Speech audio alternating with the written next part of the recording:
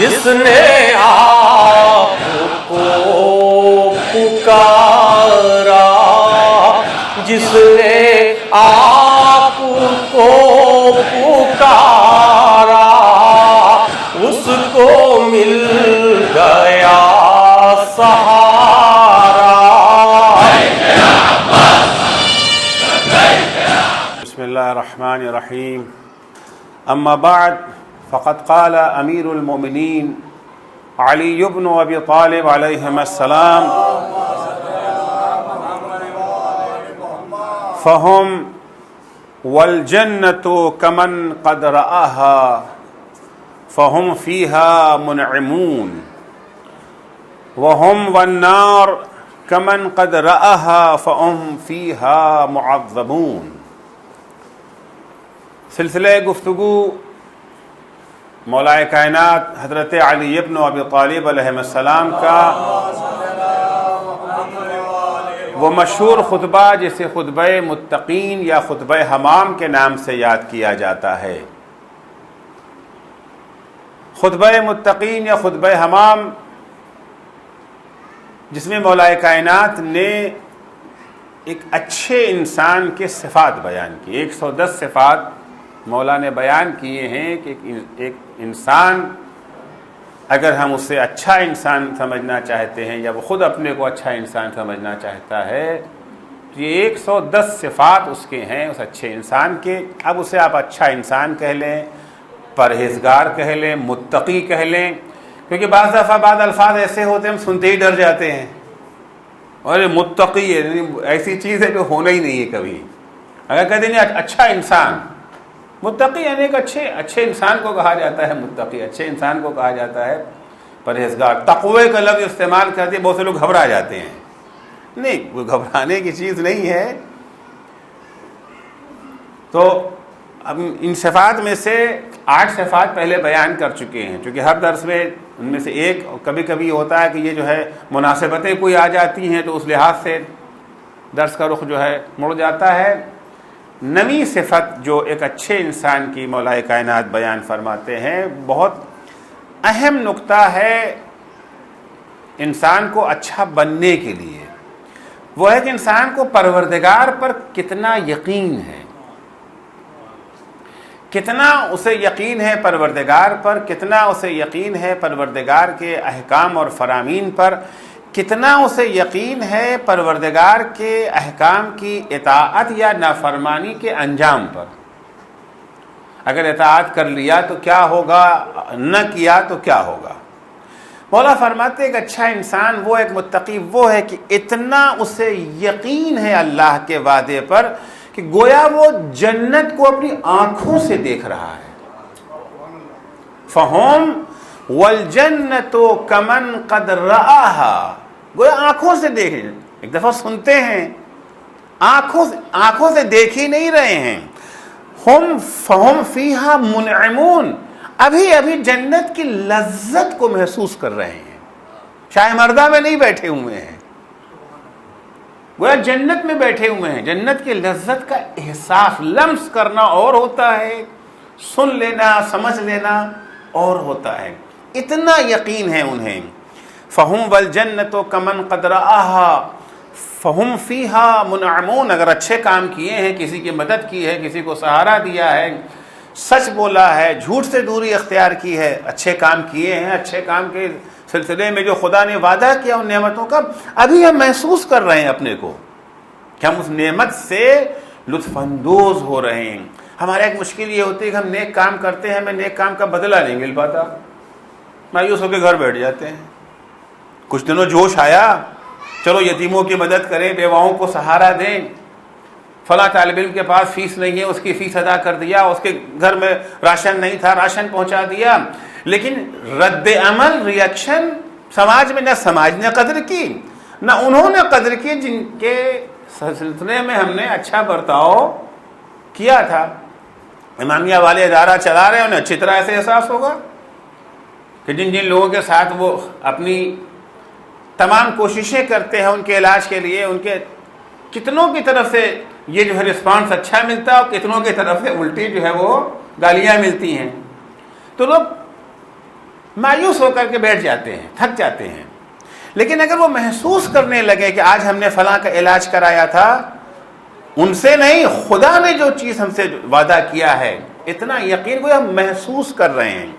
اسی طریقے سے یہ جو برائیاں اور گناہ، برائیوں کے سلسلے میں خداوند متعال نے جو کہا ہے کہ تمہیں یہ سزا ملے گی، اگر تم نے کسی کا دل دکھایا تو یہ سزا ہے، غیبت کی تو یہ سزا ہے، کسی مومن کی توہین کر دی تو یہ سزا ہے، غفلت برت دی ان کے حالات سے تو یہ سزا ہے. تو صرف نہیں، یہ نہیں کہ اچھا شاید ایسا ہونے والا ہے، نہیں، مولا فرماتے ہیں کہ وَهُمْ بَالنَّارِ كَمَنْ قَدْ رَآهَا، گویا وہ جہنم کو اپنی آنکھوں سے دیکھ رہے ہیں، دیکھ ہی نہیں رہے. خدا نہ خواستہ آج جھوٹ بول دیا تھا ہم نے، خدا نہ خواستہ آج غیبت کر دی تھی، کسی پہ تہمت لگا، تو جو غیبت کا عذاب بیان کیا گیا، گویا اس عذاب میں مبتلا اپنے کو دیکھ رہے ہیں، اس تکلیف کا احساس ہو رہا ہے انہیں. کیا واقعاً ایسا ہو سکتا ہے؟ یہ صرف مولا نے ایک بات کہہ دی ہے یا واقعاً ممکن ہے؟ اس کا سیمپل کوئی نمونہ بھی موجود ہے؟ پیغمبر اسلام صلی اللہ علیہ وآلہ وسلم کا زمانہ ہے، عصر پیغمبر ہے. پیغمبر نماز کے بعد ایک جوان کو دیکھتے ہیں، جوان کے چہرے کے حالات بدلے ہوئے ہیں. پیغمبر اس کو خطاب فرما کے کہتے ہیں کیف اصبحت، تم نے صبح کس حال میں کی ہے، کیا حال ہے، کیسے ہو تم اس وقت؟ جواب دیتے ہیں اصبحت یا رسول اللہ موقنا، اے اللہ کے رسول، میں نے صبح اس حالت میں کی ہے کہ مجھے خدا پر بھی یقین ہے، قیامت پر بھی یقین ہے، جنت کا بھی یقین ہے، جہنم کا بھی یقین ہے. یقین ہے. حضور نے فرمایا ان لکل یقین حقیقہ فما حقیقت و یقینک، ہر یقین کی کچھ علامتیں ہوتی ہیں، کچھ پہچان ہوتی ہیں. تمہارے یقین کی کیا پہچان ہے، کیا علامت ہے؟ یقین تو کہہ تو دیا، یقین کا کوئی اثر بھی تو ہونا چاہیے، کوئی نتیجہ بھی تو یقین کا ہونا چاہیے. تمہارے یقین کی حقیقت کیا ہے؟ وہ شخص جواب دیتا یا رسول اللہ، میرے یقین نے مجھ سے میری نیند چھین لی ہے، میرے یقین نے مجھ سے میری بھوک چھین لی ہے، نہ مجھے کھانے میں مزہ آتا ہے نہ مجھے نیند آتی ہے، روح میری بے چین ہے، میں تڑپ رہا ہوں. اس کے بعد فرماتا یا رسول اللہ، میرے یقین کی حد یہ ہے کأنی انظر الی عرش ربی قد نصب للحساب وحشر الخلائق لذلك وانا فیہم. یا رسول اللہ، میرے یقین کی حد یہ ہے کہ میں گویا اپنی آنکھوں سے دیکھ رہا ہوں کہ میدان محشر ہے اور اللہ حساب و کتاب لے رہا ہے، لوگ صف در صف کھڑے حساب دے رہے، میں بھی ان میں سے ایک ہوں. یعنی ابھی ابھی گویا میرا حساب ہو رہا ہے، حساب ہوگا نہیں،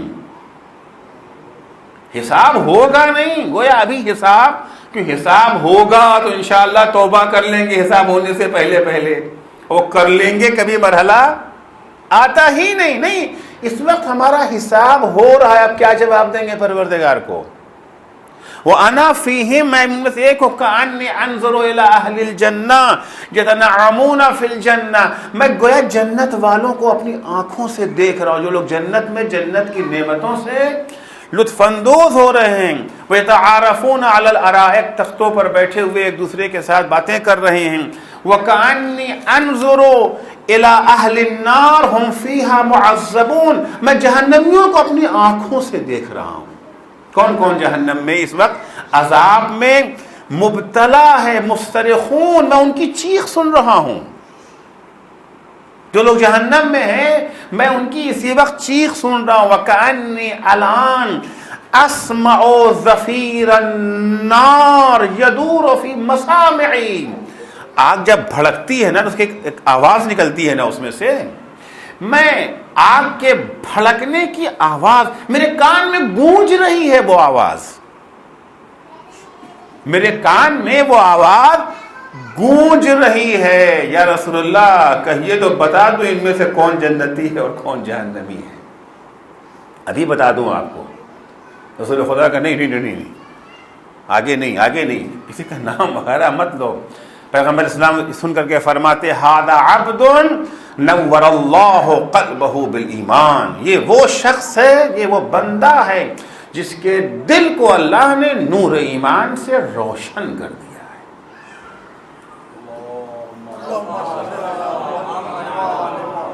پھر حضور سے کہتا ہے یا رسول اللہ دعا کیجئے کہ مجھے شہادت نصیب ہو، شہادت کی موت ملے۔ حضور نے دعا کیا، کچھ ہی دنوں کے بعد ایک جنگ پیش آئی اور اس میں ان کو اللہ نے درجہ شہادت دے دیا۔ تو ایک پہچان، ایک علامت یہ ہے کہ اتنا یقین، اپنے یقین کو اس درجے پر پہنچائیں۔ دیکھ لیا جائے گا، اچھا ہاں ٹھیک ہے، نہیں، وہ یقین کی منزل وہ نہیں ہے جی۔ اصول دین کتنے ہیں؟ 5 تو فوراً دہرا دیتے ہو، قیامت 5ویں قیامت بیان کر دیتے ہیں، لیکن بیان اور ہے، اور یہ مرحلہ واقعی میں، یہ مرحلہ اگر انسان کے پاس آ جائے وہ کبھی برائی کے قریب جائے گا ہی نہیں۔ یہی ہے درجہ عصمت۔ ائمہ علیہم السلام کی عصمت کا سبب یہی ہے، کوئی زبردستی اللہ نے ان کو ہاتھ نہیں پکڑ لیا ہے۔ ایسا نہیں ہے کہ ان کو اللہ نے یہ جو ہے جبر پایا جائے ان کے ہاں، نہیں، وہ اگر گناہ کے قریب نہیں جاتے، اگر ان کی عصمت کی جو ہے ضمانت پروردگار نے دی ہے، اتنا یقین ان کے اندر بھرا ہوا ہے۔ ایک اور علامت جو امام نے اچھے انسانوں کے بیان کیے، فرماتے ہیں قلوبہم محزونہ، قلوبہم محزونہ، ان کے دل غمزدہ ہوتے ہیں۔ ذرا اس کے اوپر رکوں گا، غمزدہ ہوتے ہیں، محزون ہوتے ہیں ان کے دل، قلوبہم محزونہ۔ دیکھیے قرآن مجید میں مختلف جگہوں پر مومنین کی صفات یہ بیان کی کہ ان کو غم و اندوہ نہیں ہوتا۔ بہت سی حدیثوں میں بھی ہے، مومن کی شان یہ ہے کہ اس کے ہاں غم و اندوہ، ان اولیاء اللہ، قرآن کی آیت ہے، لا خوف علیہم ولا هم یحزنون، اللہ کے چاہنے والے، اللہ کے ولی وہ ہوتے ہیں نہ ان کے ہاں خوف پایا جاتا ہے اور نہ ان کے ہاں حزن و اندوہ پایا جاتا ہے۔ اور یہاں مولا فرماتے ہیں کہ اچھے انسان کی پہچان کیا ہے؟ قلوبہم محزونہ، ان کے دل غمزدہ ہوتے ہیں۔ صلوات پڑھیں گے محمد دل ان کے محزون ہوتے ہیں، دل ان کے غمزدہ ہوتے ہیں۔ اور یہاں قرآن کی آیت کہہ دی کہ الا ان اولیاء اللہ لا خوف علیہم ولا هم یحزنون، اللہ کے ولی وہ ہوتے ہیں، اللہ کے چاہنے والے وہ ہیں جن کے ہاں نہ خوف پایا جاتا ہے نہ حزن و اندوہ پایا جاتا ہے۔ ایک اور آیت میں کہ ان الذین قالوا ربنا اللہ ثم استقاموا تتنزل علیہم الملائکہ، وہ افراد جنہوں نے کہا کہ ہمارا پروردگار اللہ ہے اور پھر اپنے اس قول پر ڈٹ بھی گئے، ثابت قدم ہے۔ آخر بہت سارے لوگ ہوتے ہیں نا، آج کچھ ہیں کل کچھ ہو جاتے، آج بڑا جوش آیا، نماز پہ نماز، روزے پہ روزہ، قرآن پہ قرآن، زیارت، سب کچھ، زندگی جو ہے گویا سب کچھ چھوڑ چھاڑ کے اسی کے پیچھے لگ گئے۔ 10 دن کے بعد دیکھا تو بالکل سب کچھ چھوڑ چھاڑ دیا، اب بالکل الٹے ہو گئے، اب نہ نماز ہے نہ روزہ ہے نہ کچھ ہے نہیں۔ ثم استقاموا، وہ افراد جنہوں نے کہا کہ ہمارا پروردگار اللہ ہے، ثم استقاموا، ڈٹ گئے اس کے اوپر، ثابت قدم رہے۔ تتنزل علیہم الملائکہ، وہ افراد جنہوں نے رب اللہ کو مانا، رب کسی دنیا کے کسی انسان کو نہیں مانا، فلاں سیٹھ صاحب کو رب نہیں مانا، فلاں تنظیم کو رب نہیں مانا، فلاں حکومت کو رب نہیں مانا، رب اللہ ہے، پرورش کرنے والا اللہ ہے، پالنے والا وہ ہے، بقیہ سب یہ جو ہے وسیلہ ہے۔ خدا چاہے گا تو موسیٰ کے پرورش کو فرعون کی آغوش میں کروا لے گا، وہ چاہے گا تو کہیں بھی کچھ بھی کر سکتا ہے، رب اسے مانا ہے۔ جب رب اسے مان لیا تو کبھی بھی اس کے مقابلے میں کسی کے حکم کو نہیں مانتے، تو اسی کے حکم کو مانیں گے، اسی کے سنیں گے۔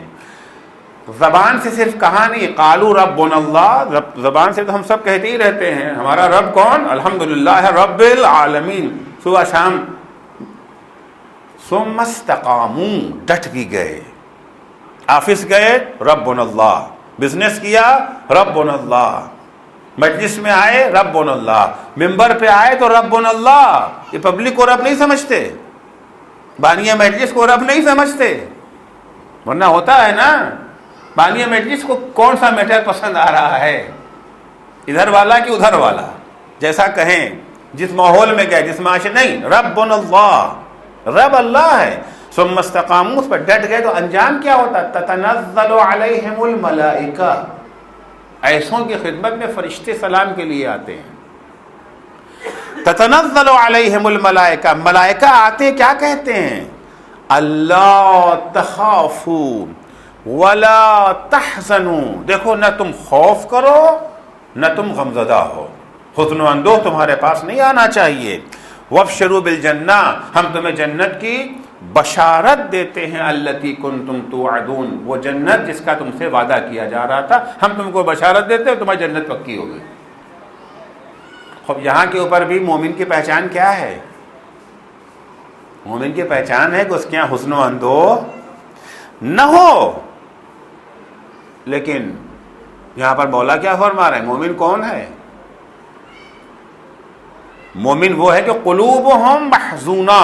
میں یہاں پر اس کو اس لیے تھوڑا سا رک کے بیان کر رہا ہوں. اکثر ہمارے یہاں ہو جاتا ہے کہ بعض لوگ جن کو خدا نے یہ جو ہے مطالعے کی توفیق دے دی ہے، پڑھنا شروع کر دیا ہے کتابوں کو، ایک حدیث دیکھتے ہی اس کے اوپر جم جاتے ہیں. نہیں، ایک حدیث کو دیکھ کر کے جم نہ جائیے. بقیہ حدیثیں جو ہیں ان کو بھی نگاہ میں رکھیں گے تب اس حدیث کا معنی واضح ہوگا. ایک آیت کو دیکھ کر کے جم نہ جائیے اس کے اوپر. ایک آیت کی تشریح اور تفسیر دوسری آیتیں کرتی ہیں، ایک حدیث کے معنی و مفہوم کو دوسری حدیثیں اس کے معنی و مفہوم کو بیان کر دیتے. جب تک جامع یہ جو ہے مطالعہ نہ ہو جائے اس وقت تک کوئی یہ جو ہے نظریہ قائم کرنے کی کوشش نہ کیجیے. مشکل ہمارے یا تو لوگ پڑھتے ہی نہیں، اور اگر پڑھا یہ کتاب پڑھ لیا اور میں کوئی حدیث نظر آئے اسی پہ ٹک گئے، اب ہر ایک کو وہی دکھا رہے ہیں. قلوبہم محزونہ، مولا فرماتے متقین وہ ہیں جن کے دل غمزدہ ہوتے ہیں. اور یہ آیت کہتی ہے صاحب غمزدہ تو ہوتے ہی نہیں مومنین. مومنین کی شان ہی ہے یہ، اللہ کے اولیاء جو ہیں ان کے یہاں غم و اندوہ پایا ہی نہیں جاتا. ہم تو یہ تصور بھی نہیں کر سکتے کہ مولا کائنات خدا کے قول کے خلاف جائیں گے. ہم تو یہ سوچ بھی نہیں سکتے ہیں کہ مولا کائنات کی کوئی بھی تعلیم قرآنی تعلیمات کے خلاف جائے گی. جو کچھ ہے ان کا سب کچھ قرآن کے دائرے میں ہے. قرآن تو اصل ہے نا، اس کے ہٹ کر کے یہاں پر نہیں ہے. اب یہ دیکھنا ہے کہ واقعا مولا کیا کہنا چاہتے ہیں. مومن کو غمزدہ ہونا چاہیے یا مومن کو غمزدہ نہیں ہونا چاہیے؟ اچھا، بہت ساری حدیثیں بھی ہمارے پاس ایسی ہیں جہاں کے اوپر مومن کی علامت یا قرار دی گئی کہ اس کا دل غمزدہ ہونا چاہیے.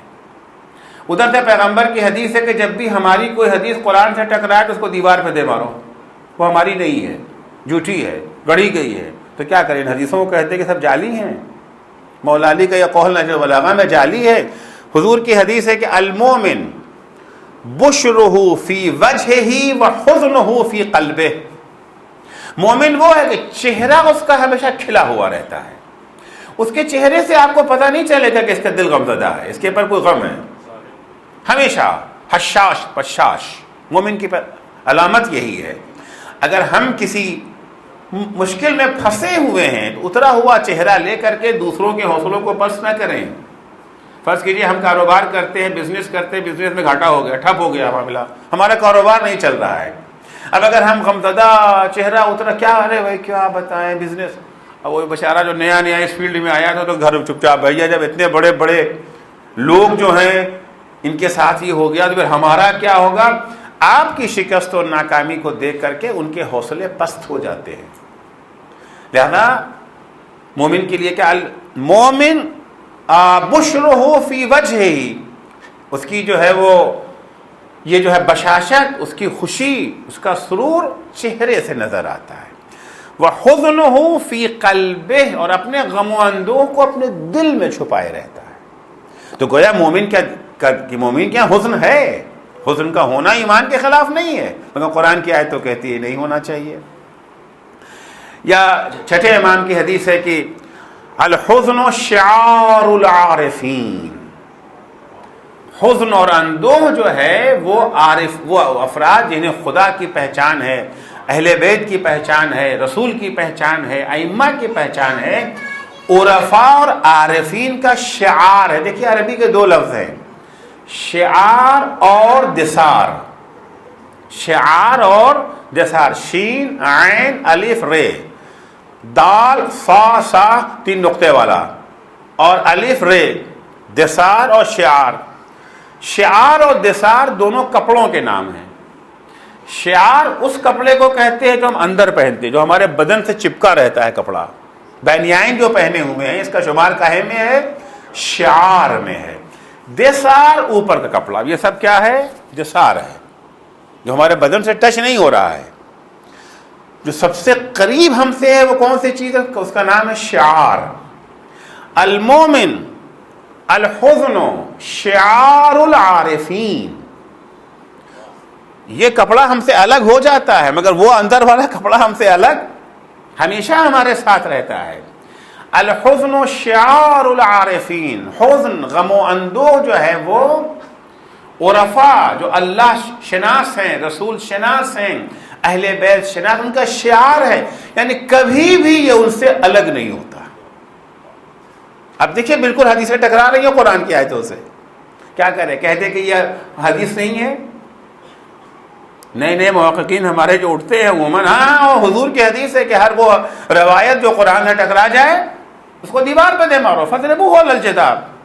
یہ نہیں، حدیث نہیں ہے، نہیں، اس کو گہرائی میں جانا پڑتا ہے، عمق میں اترنا پڑتا ہے کہ یہاں پر حزن سے کیا مراد ہے، حزن کی قسمیں کتنی ہیں، حزن و اندوہ کا سبب کیا کیا ہے۔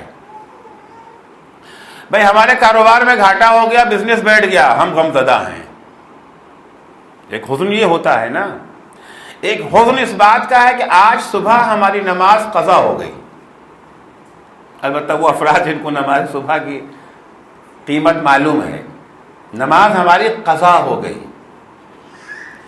حزن و اندوہ ہے کہ آج ہماری زبان سے فلاں کی یہ جو ہے غیبت ہو گئی۔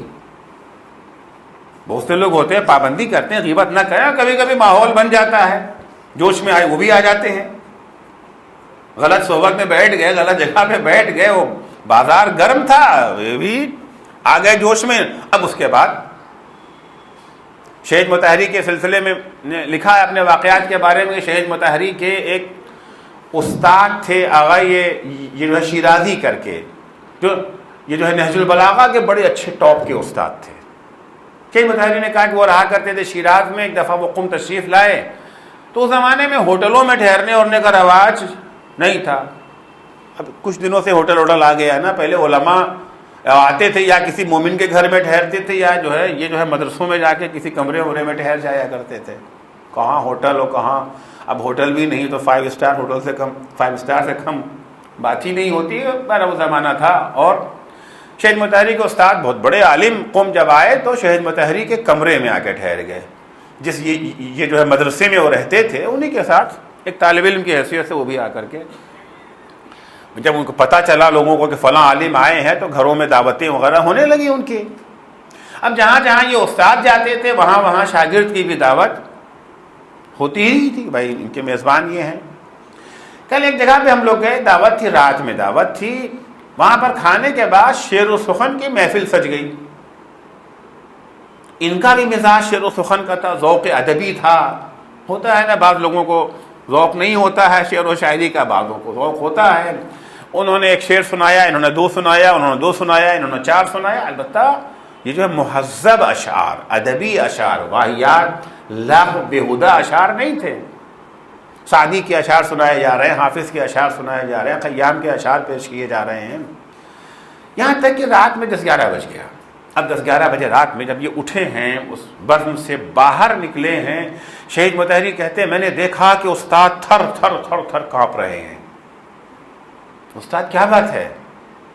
ہمارے یہاں اسلامی شریعت میں رات میں شعر پڑھنا یہ جو ہے مکروہ ہے، حرام نہیں ہے، مکروہ رکھا گیا ہے، حدیثوں میں ہے کہ رات میں شعر پڑھنا مکروہ ہے۔ البتہ مدح اہل بیت اس سے یہ کیا ہے؟ الگ ہے، مستثنیٰ ہے، کیونکہ اشعار جو مدح اہل بیت سے ہٹ کے ہوتے ہیں عام طور سے اچھا شعر وہی مانا جاتا ہے جس میں یہ جو ہے مبالغے سے کام، مبالغہ یعنی جھوٹ، اب احترام میں کہہ دیتے مبالغہ اسے، تو مکروہ قرار دیا گیا ہے. کہنے متحری میں نے اتنی دفعہ اپنے سے عہد کیا کہ رات میں شعر نہیں پڑھیں گے کیونکہ مکروہ کام انجام نہ دیں. ہم حرام کام پر اتنا خوفزدہ نہیں ہوتے ہیں, حرام کام انجام دینے کے بعد اتنا شرمسار نہیں ہوتے ہیں جتنا وہ ایک فعل مکروہ. تھر تھر تھر تھر کانپتے ہوئے آئے, بہرحال آئے, سو گئے. کہنے لگے ایک دفعہ میں نے محسوس کیا کوئی میرا شانہ ہلا رہا ہے. شہید کہتے ہیں, شہید مطہری, آنکھ کھولی دیکھا استاد کھڑے ہوئے ہیں, زار و قطار رو رہے ہیں, آنکھوں سے آنسو جاری ہے, مؤذن کی اذان کی آواز بھی آ رہی ہے. استاد رونے کا سبب کیا ہے؟ کہ مطہری آج اللہ نے مجھے سزا دے دی,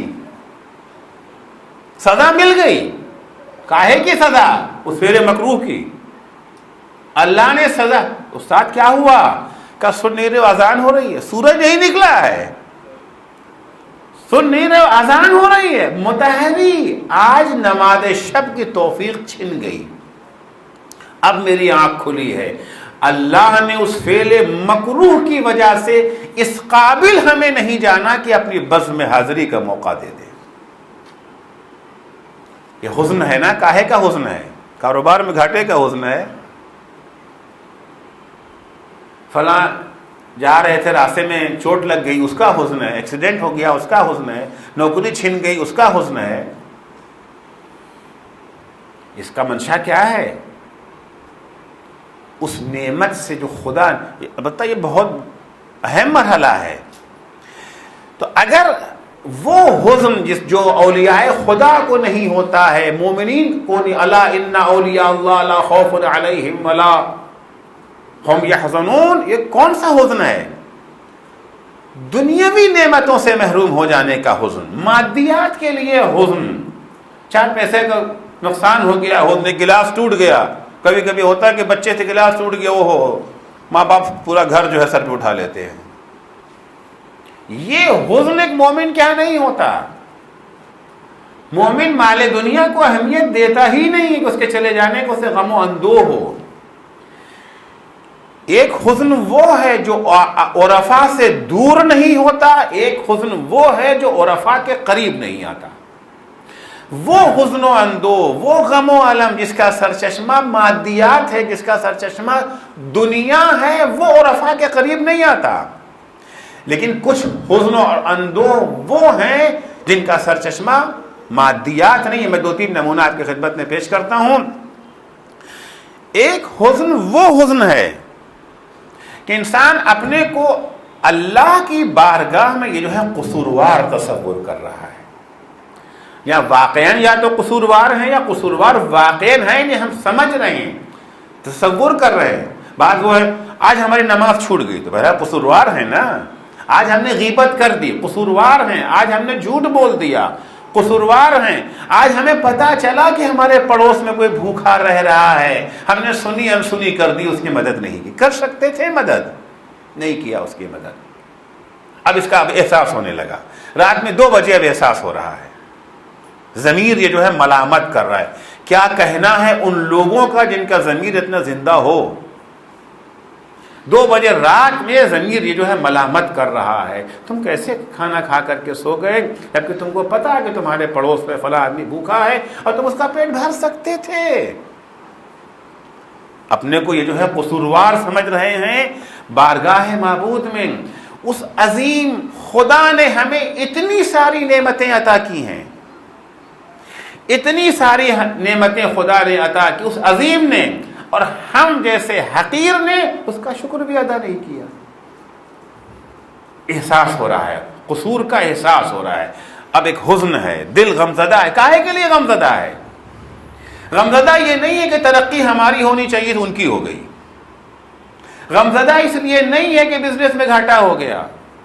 غمزدہ اس لیے نہیں ہے کہ دن بھر ہم دوڑے بھاگے, نوکری کی امید تھی مگر نوکری نہیں ملی. اس کے لیے غمزدہ نہیں ہے. غمزدہ ہے کہ اللہ کی بارگاہ میں ہم سے جو ہے قصور ہو گیا. یہی وہ احساس ہے جو امام زین العابدین علیہ السلام کی دعاؤں میں اجاگر ہے.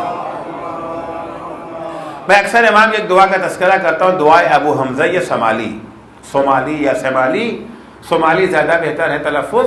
دعائے ابو حمزہ صومالی، ابو حمزہ صومالی امام کے ایک صحابی ہیں جن کو امام نے یہ دعا تعلیم کی ہے، جو عام طور سے سحر ماہ رمضان میں پڑھنے کی ہے، لیکن ضروری نہیں ہے کہ صرف سحر ماہ رمضان ہی میں پڑھیں، کبھی بھی پڑھ سکتے ہیں، کیونکہ ائمہ کی دعائیں میں اکثر عرض کرتا رہتا ہوں تعلیمات کا خزانہ ہے، معرف اسلامی کا خزانہ ہے۔ اسلام کو سمجھنا اگر ہے تو ائمہ علیہ السلام کی دعاؤں کو دیکھیے، وہاں چونکہ ان کی دعائیں ہم جیسی دعائیں نہیں نہ ہوتی، اللہ روزی دے دے، روٹی دے دے، اولاد دے دے، کرسی دے دے، نوکری دے دے، ہماری دعائیں تو یہی سب ہوتی ہے نا، وہاں یہ سب کچھ نہیں ہے۔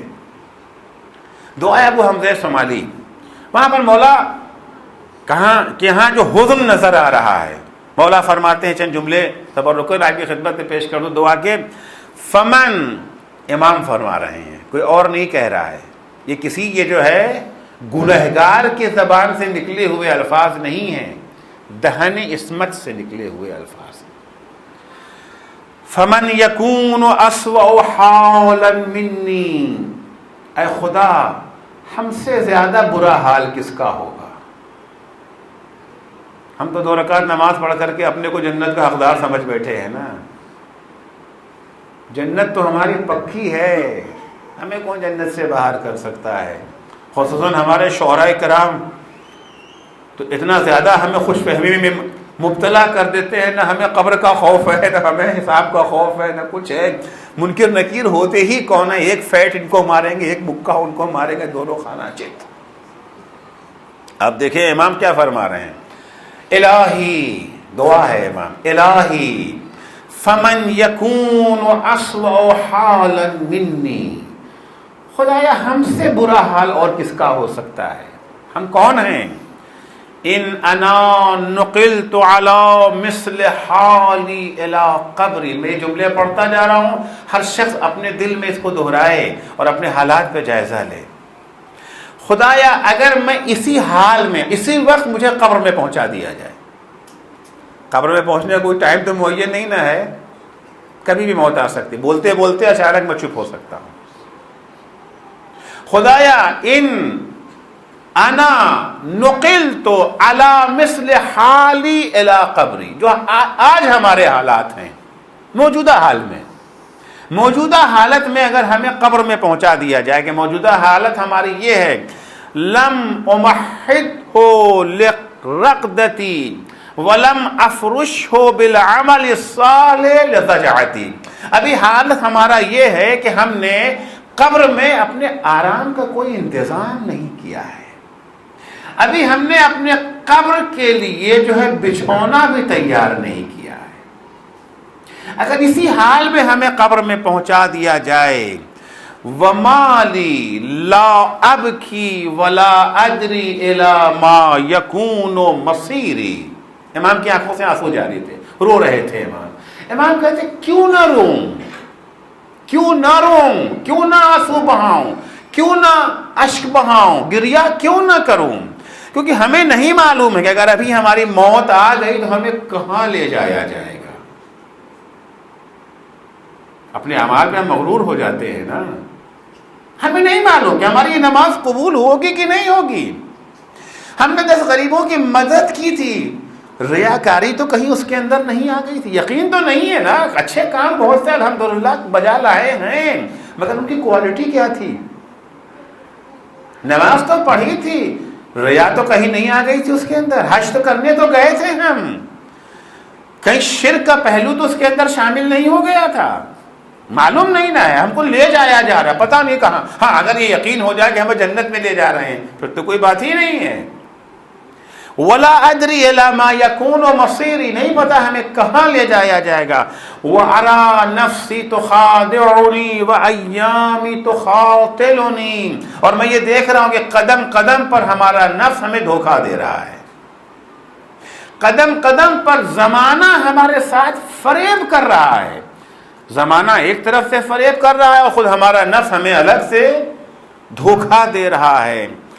وقد خفقت عند رأسی اجنحۃ الموت، اور ہمارے سرہانے موت کا پرندہ اپنے پر پھیلائے کھڑا ہوا ہے، حالت ہماری یہ ہے، ہمیں کہاں لے جایا جائے گا پتہ نہیں ہے، اور موت کا پرندہ جو ہے وہ ہمارے سر پر اپنے پروں کو پھیلائے ہوئے کھڑا ہوا ہے۔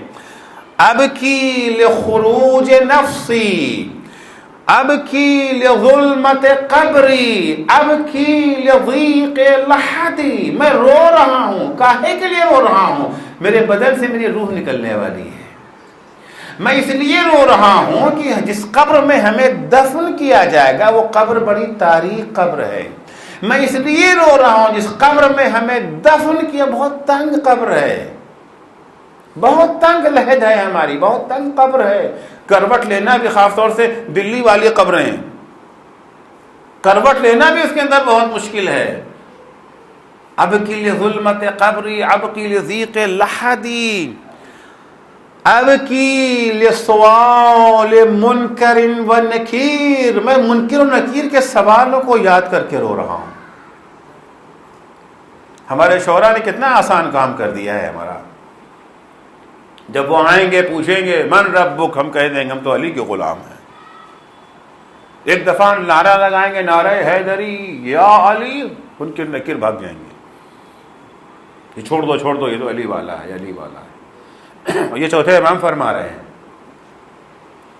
ان کی نگاہ میں قبر کیا ہے، ہماری نگاہ میں قبر کیا ہے، ان کی نگاہ میں منکر و نکیر کی کیا حقیقت ہے اور ہماری نگاہ میں منکر و نکیر کی ہے۔ اب کی سوال منکر و نکیر ایایا، ہم سے کیا کیا سوال پوچھیں گے منکر و نکیر، اسے سوچ کے میں رو رہا ہوں۔ اب کی لخروجی من قبر عریانا، میں یہ سوچ کے رو رہا ہوں کہ مجھے قبر سے برہنہ اٹھایا جائے گا۔ البتہ جن لوگوں نے تقوی اختیار کیا ہے، لباس التقوی ہے نا قرآن میں، وہ تقوی ان کے لیے یہ جو ہے لباس بن جائے گا، اور خدا نے خواستہ اگر تقوی کی منزل تک نہ پہنچ سکے، اب کی لخروجی من القبر عریانا، مجھے برہنہ اٹھایا جائے گا، کس حالت میں؟ اب کی لخروج من القبر عریانا ذلیلا حاملا ثقلی علی ظہری، اس حال میں مجھے برہنہ اٹھایا جائے گا کہ نامہ اعمال سے ہماری پیٹھ جھکی ہوئی ہوگی، ہمارا نامہ اعمال ہماری پیٹھ کے اوپر رکھا ہوا ہے۔ انظر مرتن علی عن یمینی و اخری عن شمالی، گناہوں کا بوجھ لیے ہوئے قبر سے باہر نکلے ہیں، جا رہے ہیں محشر میں، کبھی دائیں کی طرف دیکھیں گے کبھی بائیں، ہے کوئی مدد کرنے والا، ہے کوئی ساتھ دینے والا؟ ان الخلائق شأن غیر شانی، دائیں دیکھا بائیں دیکھا، لوگ خود اپنی پریشانیوں میں پھنسے ہوئے ہیں۔ قرآن مجید کی آیت کے مطابق یوم یفر المرء من اخیہ وصاحبتہ وبنیہ، قیامت کا دن وہ دن انسان بھائی بھائی سے بھاگے گا، ماں باپ سب ایک دوسرے کو چھوڑ دیں گے، بچوں کے اولاد کے کام میں وہی ماں جو یہاں تڑپ جاتی ہے بیٹے کے لیے، وہاں بیٹے کو پہچاننے کو تیار نہیں۔ یہ حزن کا ایک نمونہ ہے نا، دل محزون ہے، کس چیز سے محزون ہے؟ غمزدہ اس بات سے نہیں ہے کہ ہمارے بزنس میں گھاٹا ہو گیا ہے، غمزدہ اس بات سے نہیں ہے کہ فلاں رشتہ دار کے گھر گئے تھے انہوں نے اچھی طرح سے خاطر مدارات نہیں کی، غمزدہ اس بات سے نہیں ہے کہ فلاں صاحب کی شادی ہے ہم کو نہیں بلایا، غمزدہ اس بات سے نہیں ہے کہ فلاں کی شادی میں گئے تھے سب کو کھانا کھلایا ہمیں سب سے آخر میں پوچھا یا ہمیں کم کھلایا، اس بات کا غم نہیں ہے، غم اس بات کا ہے کہ منکر و نکیر کو کس بات کا جواب دیں گے۔ تو گویا اپنے کو قصوروار ہم تصور کر رہے ہیں، ہمارے یہاں ہے کہ ہر مومن کو خوف اور رجا کے درمیان ہونا چاہیے، نہ مایوس ہو جائے کہ حتماً جہنم میں ہم ڈالے جائیں گے، اور نہ اتنا اطمینان ہو جائے کہ جنت تو ہماری پکی ہے۔ خوف اور رجا، ہو سکتا ہے کہ ہم نے جو اعمال انجام دیے وہ خدا نے قبول کر لیے ہیں اور ہمیں بہشت میں جگہ ملے، اور ہو سکتا ہے کہ وہ اعمال اس قابل نہ رہے ہوں، ہو سکتا ہے کہ ہم نے جو توبہ کی اللہ نے ہماری توبہ کو قبول کر لیا ہے، اور اس بات کی بھی چانس ہے کہ شاید اللہ نے توبہ قبول نہ کیا۔ خوف اور رجا، ایک سبب جو ہے حزن کا کیا ہو گیا؟ قلبہم محزونہ، ان کے دل غمزدہ ہیں۔ کیوں غمزدہ ہیں؟ اپنے کو بارگاہ خداوندی میں قصوروار سمجھ رہے ہیں۔ دوسری وجہ اپنے لیے غمزدہ نہیں ہیں، دوسروں کے لیے غمزدہ ہیں، دوسروں کے لیے غمزدہ ہیں۔ مومن خود خواہ، خود غرض، خود پرست نہیں ہوتا، اسے جہاں اپنی فکر ہوتی ہے وہیں دوسروں کی بھی فکر ہوتی ہے۔ ہم جب لوگوں کو گمراہی میں دیکھ رہے ہیں، بھٹکتے ہوئے دیکھ رہے ہیں، گناہوں کی وادی میں غرق دیکھ رہے ہیں، انہیں دیکھ کر کے ہمیں پیغمبر اسلام صلی اللہ علیہ وآلہ وسلم کے سلسلے میں ہے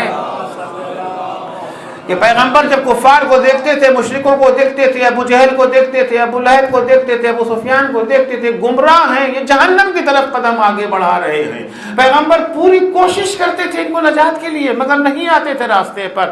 پیغمبر اتنا زیادہ مغموم ہوتے تھے، اتنا زیادہ پیغمبر کو دکھ ہوتا تھا کہ قرآن کی لفظیں ہیں، قریب تھا پیغمبر کی جان چلی جائے۔ قرآن میں ہے، خدا خطاب کا لعلک باخع نفسک اللہ یکونوا مومنین، اگر یہ ابو جہل، یہ ابو لہب، یہ ابو فلاں اور ابو فلاں اگر یہ ایمان نہیں لا رہے تو کیا آپ اپنے کو ہلاک کر دیں گے؟ آپ جان دے دیں گے ان کے پیچھے؟ دکھ ہوتا تھا پیغمبر کو۔ پیغمبر نہیں چاہتے تھے کہ دشمن بھی پیغمبر کا جہنم میں جائے، دشمن بھی جہنم میں جائے۔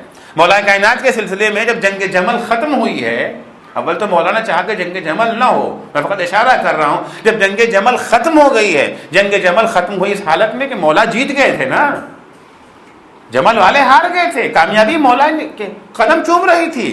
دنیا میں ہر فاتح کمانڈر جنگ جیتنے کے بعد جشن مناتا ہے سوائے علی کے، سوائے علی کے۔ جنگ جمل میں مولا نے خوشی نہیں منائی، جشن نہیں منایا، بلکہ جنگ جمل کے مقتولین کے سرہانے بیٹھ کر کے مولا زار و قطار رونے لگے، آخر تم کیوں جہنم میں چلے گئے؟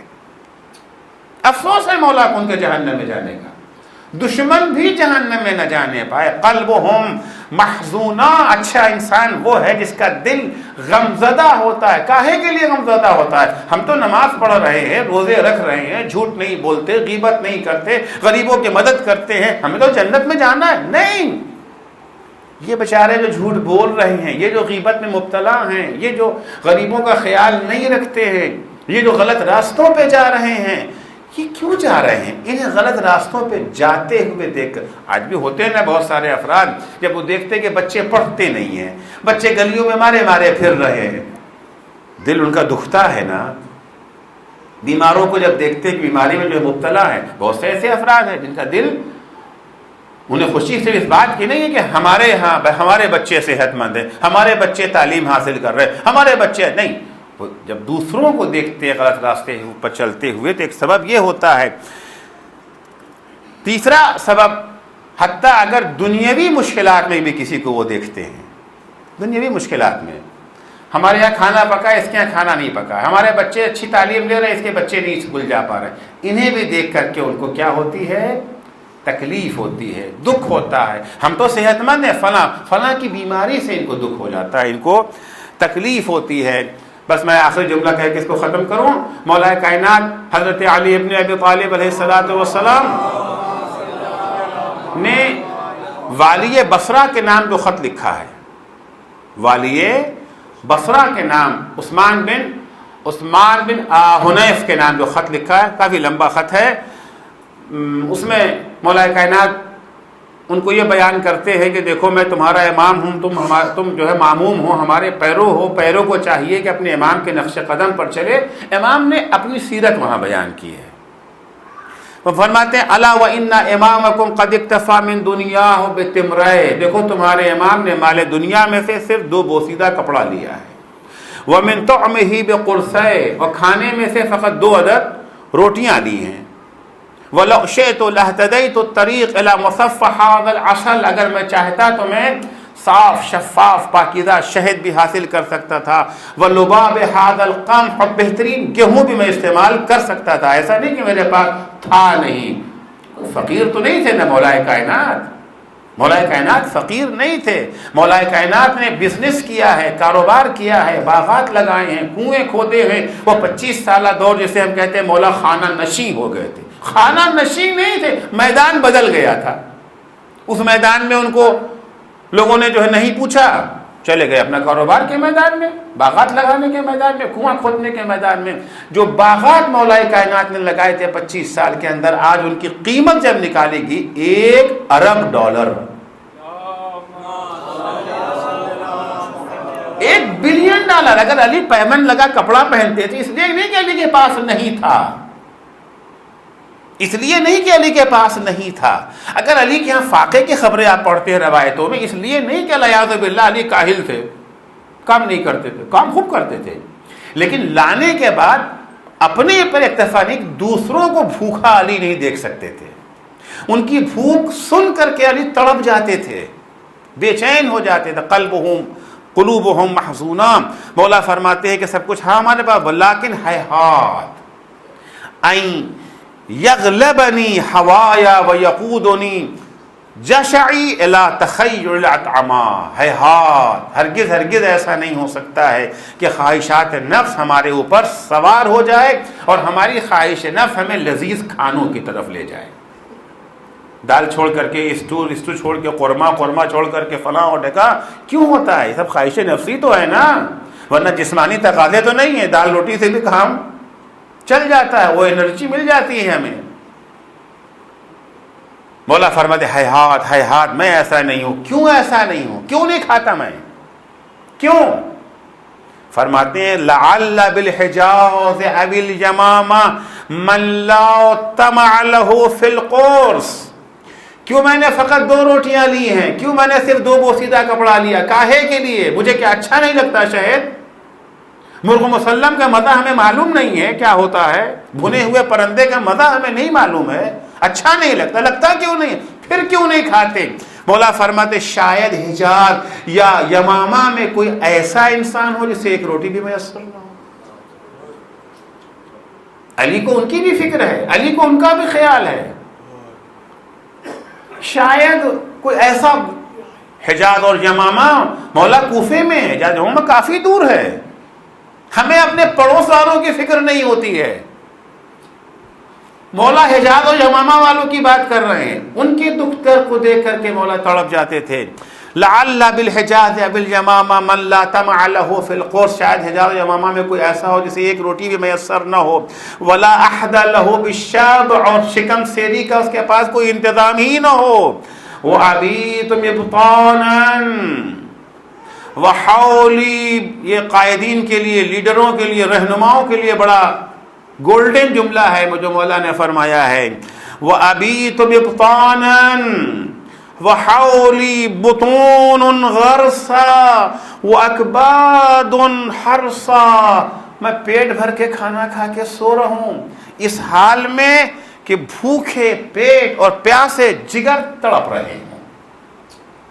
لوگ بھوک سے تڑپ رہے ہیں, میں کھانا کھا کے سو جاؤں.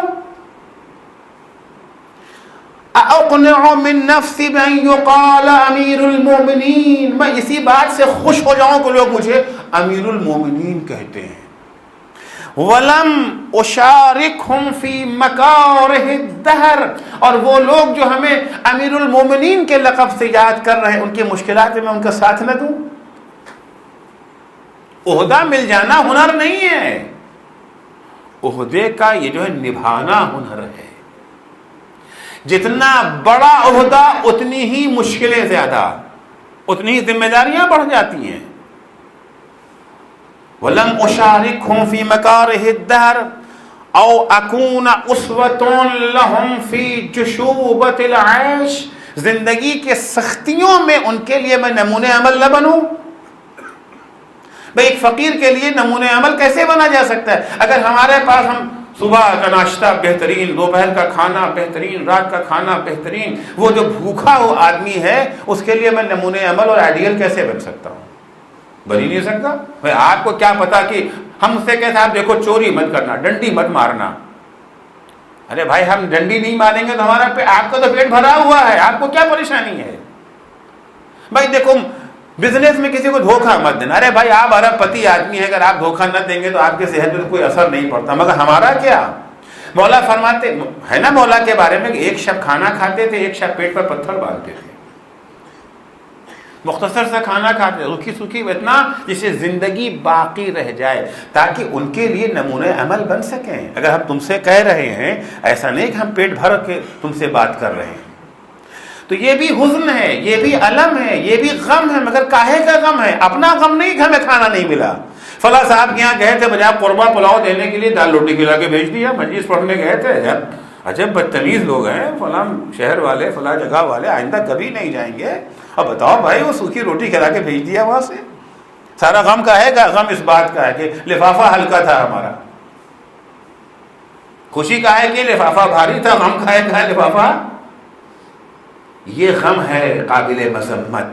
الا ان اولیاء اللہ لا خوف علیہم ولا هم یحزنون. نہ خوف ہے نہ حزن. کاہے کا حزن؟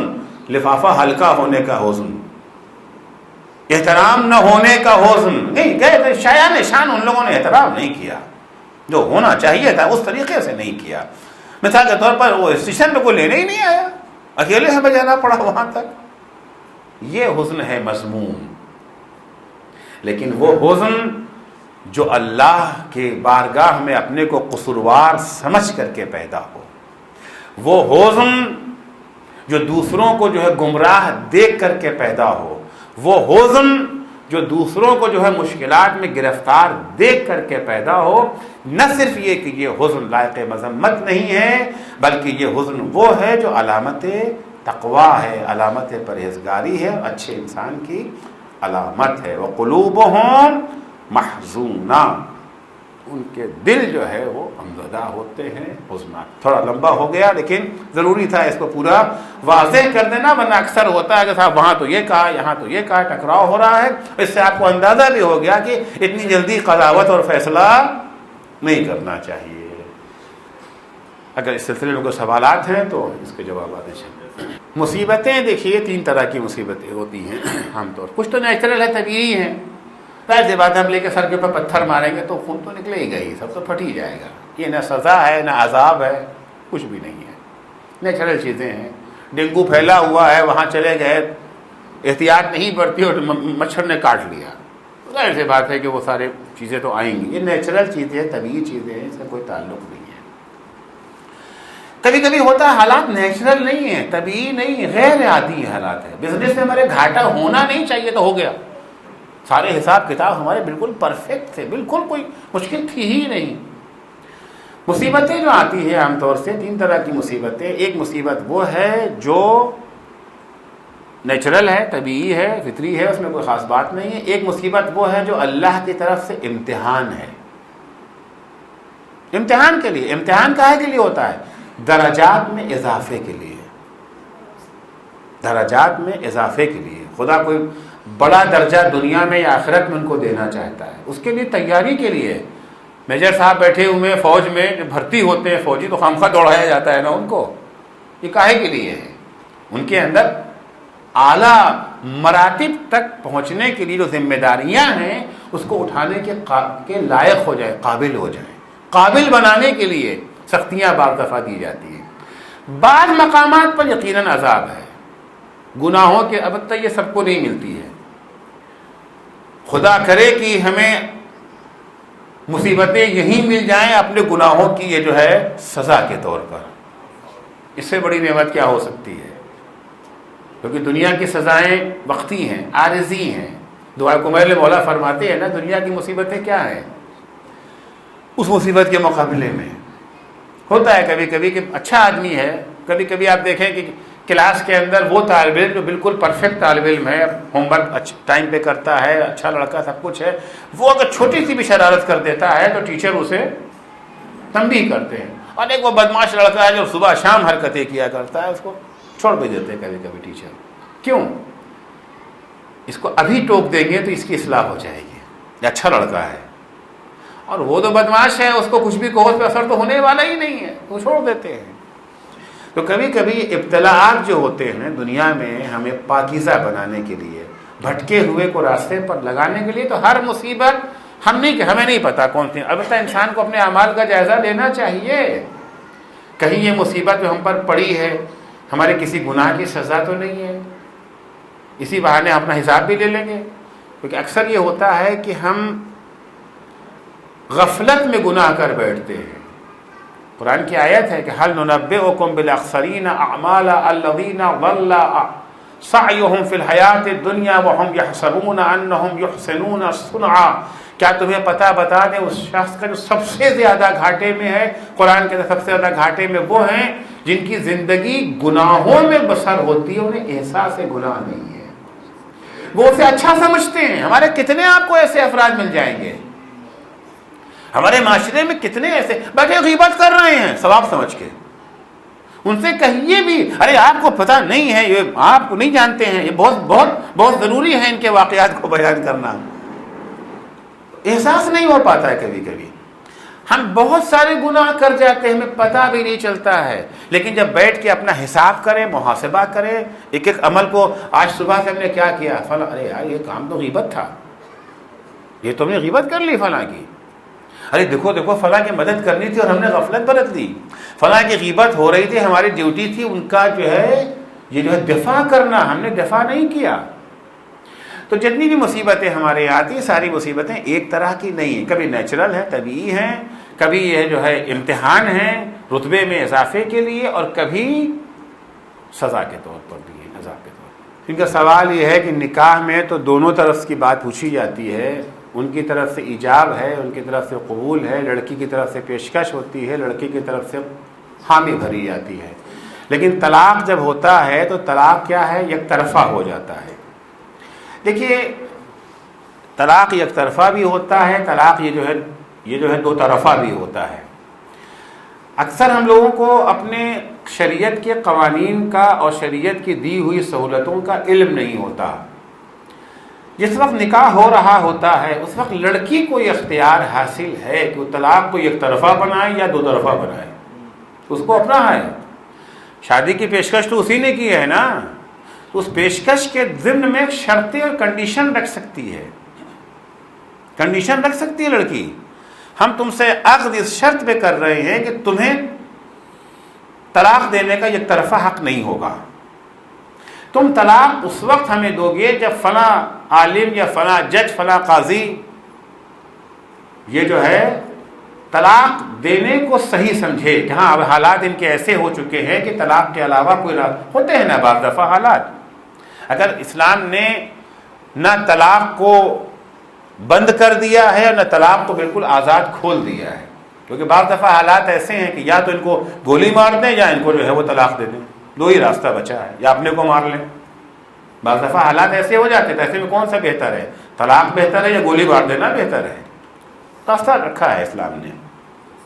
چند شکلیں، ایک تو نہیں لڑکے نے کہا جی میں اب آپ سے شادی کرنا چاہوں، آپ کو پورا اختیار، جب چاہے ہمیں طلاق دے دیں، جو ہوتا ہے عام طور سے. تو ہم نے خود ہی یہ اختیار ہم نے خود دیا ہے نا اس کو. ایک یہ ہے کہ نہیں، لڑکی کو اس بات کا اختیار ہے کہ حتیٰ لڑکی اس اپنے شوہر کا جو حق طلاق ہے وہ خود لے سکتی ہے. شرط کر لیا کہ ہم آپ کے ساتھ نکاح کر رہے ہیں، اس شرط پہ نکاح کر رہے ہیں، اگر آپ نے ہمارے ساتھ بدسلوکی کی تو ہم اپنے کو طلاق دینے کے سلسلے میں آپ کے وکیل ہیں، اور ایسے وکیل ہیں اس کو آپ ہٹا نہیں سکتے ہیں. اگر انہوں نے بدسلوکی کی، لڑکی اپنے کو طلاق دے سکتی ہے. لڑکی شرط کر سکتی ہے صاحب دیکھیے ہم آپ سے شادی کر رہے ہیں، اس شرط پہ کہ آپ کے طلاق کا حق مولانا طالب صاحب کے ہاتھ میں رہے گا. جب طالب صاحب یہ فیصلہ کر دیں گے کہ ہاں طلاق ہونا ہے تبھی آپ طلاق دے سکتے، ورنہ آپ طلاق نہیں دے سکتے. یہ ساری کنڈیشنز ہیں. لیکن ہمارے یہاں مشکل ہے کہ ہم سمجھنا ہی نہیں چاہتے. ہم ایک چھوٹا سا مکان بھی خریدتے ہیں، چھوٹی سی زمین خریدتے ہیں، وکیل کے پاس جاتے ہیں، مشورہ کرتے ہیں. اس میں تو ہمارے یہاں دیکھیے ہمارے سماج میں تو لڑکی کو مناسب لڑکا ہی بہت مشکل سے ملتا ہے. ہم لوگوں کے پاس لوگ آتے ہیں، مولانا کوئی لڑکا بتائیے. بہت کم آتے ہیں کوئی بتائے، کوئی لڑکی بتائیے، کوئی لڑکا بتائیے. لڑکی کا رشتہ نہیں مل رہا ہے. اب کہیں سے وہ رشتہ مل گیا تو پھر وہ کہاں سب شرطیں لگائیں گے، لڑکے بھاگ جائیں گے. جس نے آپ کو پکارا، جس نے آپ کو پکارا